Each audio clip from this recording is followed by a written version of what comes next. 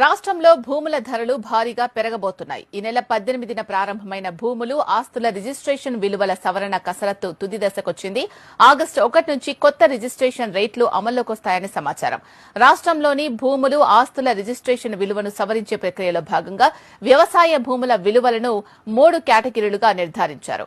గ్రామాల్లోని వ్యవసాయ భూములు, రాష్ట్ర, జాతీయ రహదారుల పక్కన ఉండే వ్యవసాయ భూములు, వెంచర్లు ఇలా 3 కేటగిరీల్లో విలువలను నిర్ణయించారు. రాష్ట్రంలోని ఎకరా వ్యవసాయ భూమి కనీస ధరను 4 లక్షలుగా నిర్ధారించారు స్టాంపులు, రిజిస్ట్రేషన్ల శాఖ అధికారులు.